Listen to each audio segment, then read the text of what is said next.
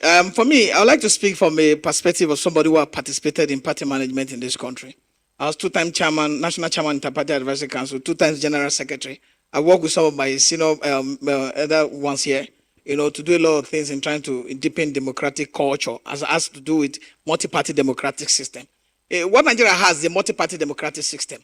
And if you want to be able to capture what we have, you go to section 223 up to section 2210 of the Constitution of the Federal Republic of Nigeria.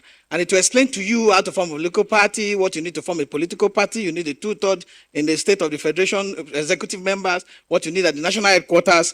All these things are registered in the Constitution. People say we have enough laws to govern. Political parties are critical agent when it comes to democracy, especially when it comes to Nigeria, because there's no independent candidacy. So when you have a situation where section 223, subsection A and B stipulate what a national officer of a political party should be, that you'll be elected for a 4-year time, and you'll be elected in the presence of INEC. You find out that INEC has overbearing cultural attitude towards the management of political party in Nigeria. Political party, they don't want, they reprimand. The one they are friends to them that sing their praises, they support. These issues are there. You won't see them because if you are not in the game, you won't know how strong and how manipulative the power of the INEC chairman has been in curtailing the growth of multi-party democratic system in this country. So for us, we have come to see that for you to grow the culture of multi-party democracy, since we have no independent candidate, for you to contest an election, political parties are beyond just a platform for contest of election. They drive inclusivity, they drive issues about the enlightenment of the electorate, and they're involved in a lot of educative seminars to be able to have members. You cannot have members of the political parties today. Why? Because the culture of money has been put before the electorate by those who have been able to hold power in the previous, whether it was the PDP and now whether it's the APC. Because when you go to the electorate in the rural community, like Mr. say, and you are talking to them, I contested for House of Rep the last time, they'll tell you other parties are bringing money, why are you not bringing money, why are you explaining? So this culture of how can you now build parties that have been built today? If you register a party today, you cannot be able to, except a big name comes to take over that party. It has happened in Action Alliance when they went to Imo. They won almost all the House of Assembly. Action Alliance was not the party anybody knew. But in 2019, they won close to 18 House of Assembly members because how many members? 8, 10. The national chairman is here. They won like 10. This is a party that never won anything. You say, okay, let's say 8. A party that never won before and canvassed for a very long time. The only one where a strong man comes into those parties. You have a situation that 8, within the 2 weeks after they were declared winner, defected to another party without staying. So how do you have an organic process for building a multi-party cultural political system? You cannot. I was the national organizing secretary of PPA when we had 2 governors, Ikedio Hakim and Theodore Oji. By 2010, 2011, when the crisis broke out in the party and the 2 governors left, we could barely be able to pay the rent of the party headquarters in Otako. This is the problem, because when the culture of people putting hand into common coffers to manage political party, it weakens the other parties.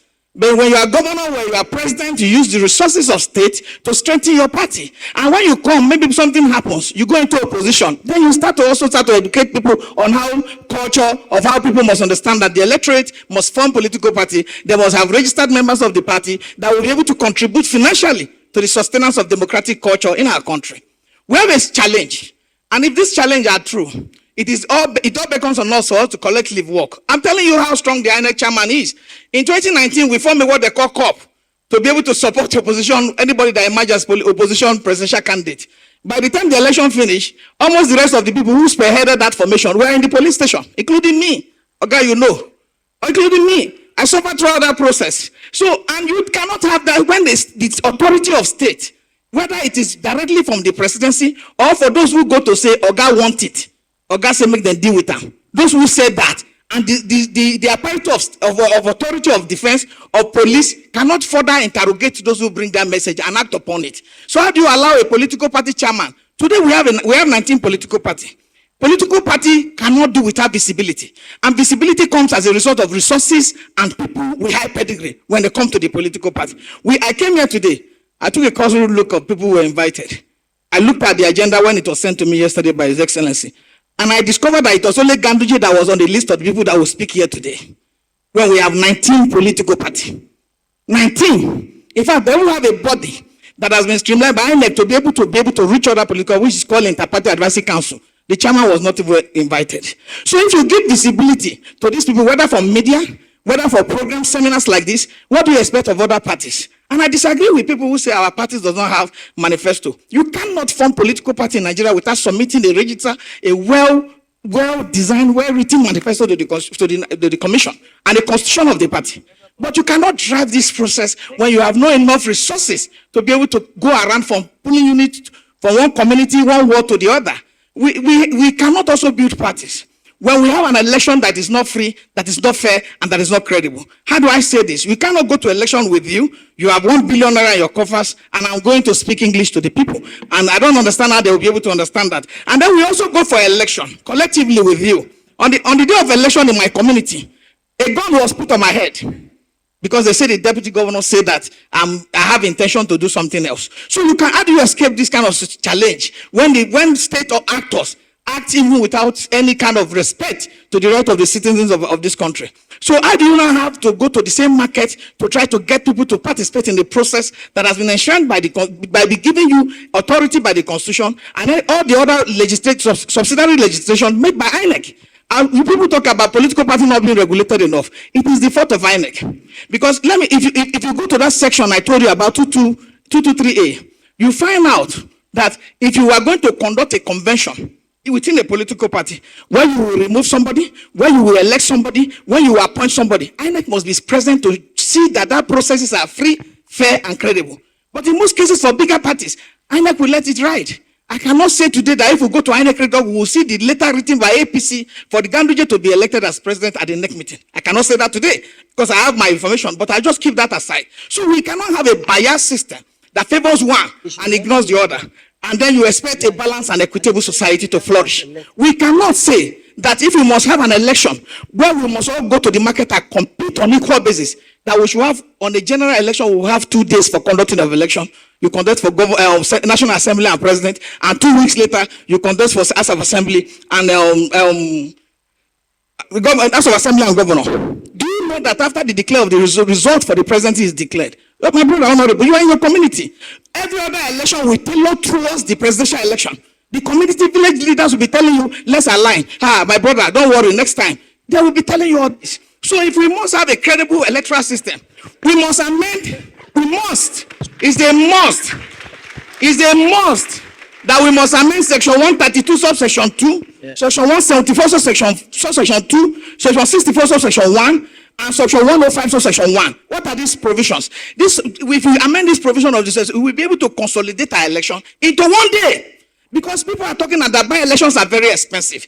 By-elections are very, I agree. But if we can solve the problem of conducting our election in 1 day, we will take away the cost of conducting election 2 times from INEC.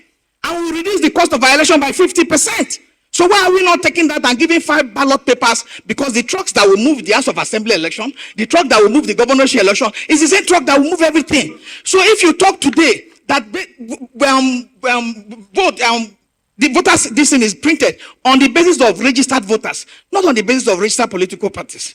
And that is why cost is not there for INEC. Then you now say that you cannot conduct all elections in 1 day. Then you continue to weaken the opposition party because the government will have money for the second leg of the election, while the opposition will be running letters to explain by preaching through the gospel or through whatever means they have to tell, please understand with me and forgive my shortcomings. By 2015, when we wanted to contest for IPAC election, I formed a committee headed by Senator Mujishola Akifenwa, late today, as chairman of that committee.